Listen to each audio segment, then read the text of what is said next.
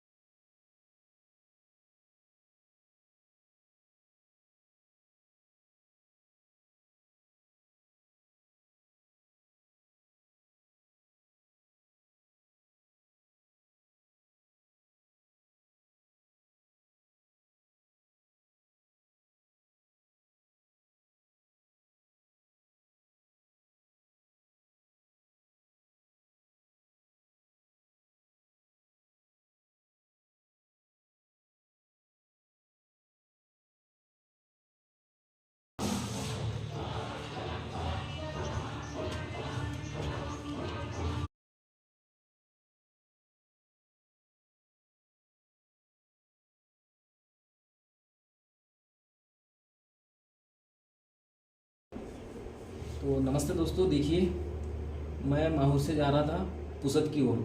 और जाते जाते यानी इंसिडेंटली मुझे एक आश्रम दिखा।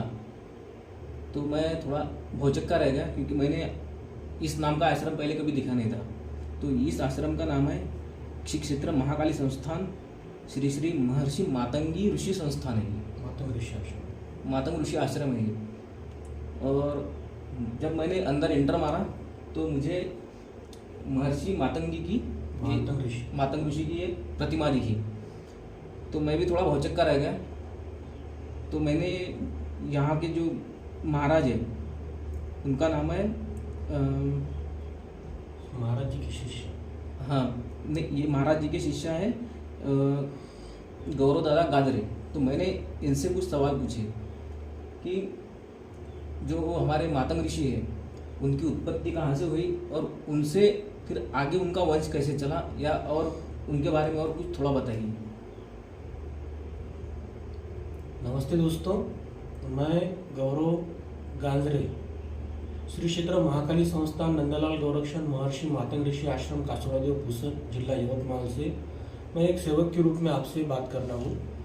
यहाँ पर हमारे आश्रम के जो हमारे मठाधिपति जो है महंत श्री श्री गजानंद माउली, इनके द्वारा ये आश्रम चलता है।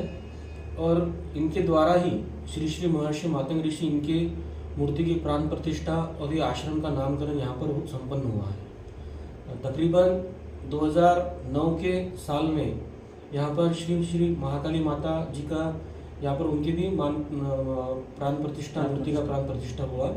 और उनके माध्यम से यहाँ पर साल के बहुत सारे कार्यक्रम यहाँ पर संपन्न होते हैं आश्रम की ओर से। और गौशाला भी चलाई जाती है। नवरात्र उत्सव, गुरु पूर्णिमा, होलिका पूजन और विविध कार्यक्रम जो समाज के उपयोग में, जैसे कि वृक्षारोपण और गोरगरीब लोगों में कुछ अन्नदान करना, कुछ कपड़े वगैरह बांटना, ऐसे विविध प्रकार के कार्य आश्रम की ओर से चलाए जाते हैं। और बहुत सारे शिष्यगणों को गुरु जी की ओर से मार्गदर्शन भी मिलता है। आज सुबह जाते समय दिनेश जी हमारे आश्रम के बाहर से जा रहे थे और अचानक उन्हें हमारा आश्रम का जो बोर्ड दिखा उस पर श्री श्री महर्षि मातंग ऋषि आश्रम का नाम देखते ही वो थोड़ा आगे जाके वापस आए और आश्रम में एंटर करते ही उन्हें बहुत प्रसन्नता ऐसे प्राप्त हुई। बाहर जो सेविकरी लोग थे उनसे उन्होंने बात करने के पश्चात वो हमारे ऑफिस में आकर उन्होंने हमें रिक्वेस्ट किया कि हम महर्षि मातंग ऋषि का यहाँ पर आश्रम है, मूर्ति भी है, तो थोड़ा आप उनके बारे में कुछ बता पाओगे क्या? नहीं। सबसे पहले उनका मैं यहाँ पर स्वागत करता हूँ और स्वागत करने से पहले ही उनको हमने यहाँ पर जब वो आए तो उनको भोजन प्रसाद करके ही बाद में महर्षि मातंग ऋषि के मंदिर में उनसे अभी हम मुलाकात कर रहे हैं। तो आज हम श्री श्री महर्षि मातंग ऋषि के बारे में यहाँ पर कुछ जो मैंने भी देखा और कुछ पढ़ा, ये मैं दिनेश जी के माध्यम से, ये चैनल के माध्यम से आप तक पहुँचाने का प्रयास करता हूँ। तो सबसे पहले श्री श्री महर्षि मातंग ऋषि और हमारे गुरुजी श्री गजानंद मौलिक इनको प्रणाम करता हूँ। और महर्षि मातंग ऋषि के बारे में अगर कुछ हमें जानकारी जो प्राप्त हुई वो इस प्रकार है। श्री श्री महर्षि मातंग ऋषि ये संगीत के जनक कहलाते हैं। जो आप और मैं संगीत सुनते हैं, संगीत का बहुत बड़ा महत्व आपके और हमारे सबके जीवन में है। जब भी हम टेंशन में रहते हैं तो संगीत अगर सुनते हैं तो हमारा टेंशन कम होता है। उसके पश्चात हम कुछ काम वगैरह करते हैं तो सहज ही एखादा गाना गुनगुनाते हुए वो कठिन काम वो सरल हो जाता है। इसका मतलब संगीत का बहुत बड़ा महत्व हमारे निजी जीवन में प्राप्त हुआ है। जैसा कि अगर किसी के यहाँ कोई संतान जन्म लेती है तो भी संगीत बजता है, और जब मृत्यु होता है तो वहाँ पर भी संगीत बजता है। प्रकार अलग अलग है, लेकिन संगीत का महत्व एक छोटी से इसमें अगर हम सोचते हैं तो बहुत बड़ा है। और इस संगीत के जनक श्री श्री महर्षि मातंग ऋषि, जिन्होंने स्वरों के निर्माता भी कहलाते हैं, और बृहदर्षि नाम का संगीत पर आधारित ग्रंथ श्री श्री महर्षि मातंग ऋषि ने लिखा हुआ है। यह आप यूट्यूब पर अगर सर्च करोगे तो बृहदर्षि नाम का ग्रंथ उन्होंने लिखा हुआ हमें प्राप्त होगा। ऐसे महर्षि मातंग ऋषि का अनन्य साधारण महत्व संगीत के विषय में है। और इसके भी पश्चात अगर हम कुछ जानकारी लेते हैं तो श्री श्री महर्षि मातंग ऋषि यह मातंग समाज के कुल पुरुष कहलाते हैं। और महर्षि मातंग ऋषि का जो उल्लेख है वह उल्लेख रामायण में है। जो प्रभु श्री राम के जब वनवास में निकले थे तो उसके पहले ही रामायण के विषय में अगर महर्षि मातंग ऋषि के द्वारा जो टिप्पणी हुई थी तो वो इस प्रकार की थी।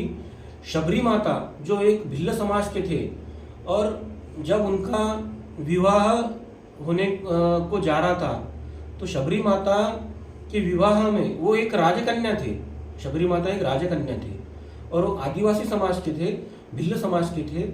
और जिस समय उनका विवाह संपन्न होने जा रहा था तो बहुत सारे जानवर उनके विवाह के दिन प्रसाद के रूप में कटने वाले थे, यानी बलि उनके विवाह के दिन बलि जाने वाली थी। तो छोटे से एज के शबरी माता थे तो उन्हें वो कुछ सहन हुआ नहीं, वो अच्छा लगा नहीं। तो उन्होंने उनका राजकन्या थे, उन्होंने उनका राजपाट छोड़कर वो निकल गए। और वो निकलने के बाद महर्षि मातंग ऋषि अभी का जो पंपा सरोवर है, कर्नाटक राज्य, जो पूर्वी की किष्किंधा नदी थी, हाँ, तो वहाँ पर पंपा सरोवर के बाजू में शबरी माता वहाँ पर एक गुफा में वास्तव्य करने के लिए रुके।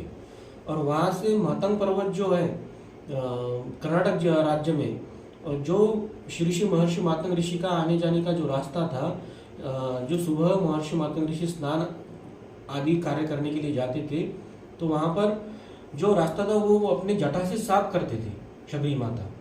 तो एक दिन महर्षि मातंग ऋषि को यह एहसास हुआ कि ये सेवक कौन है। तो वो समय में महर्षि मातंग ऋषि के सामने शबरी माता आए।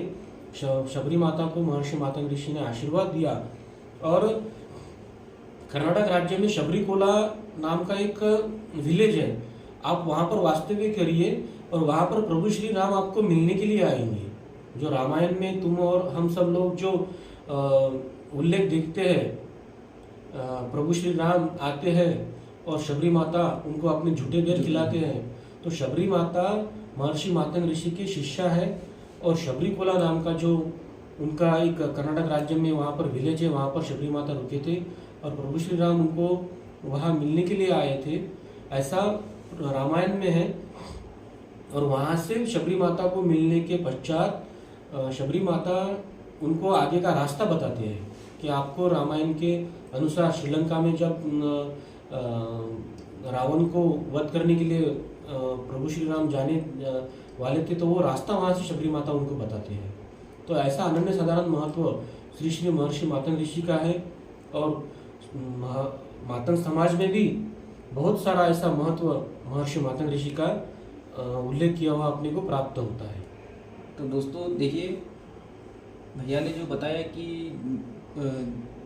जो संगीत से रिलेटेड जो ऋषि थे वो मातंग ऋषि ही थे।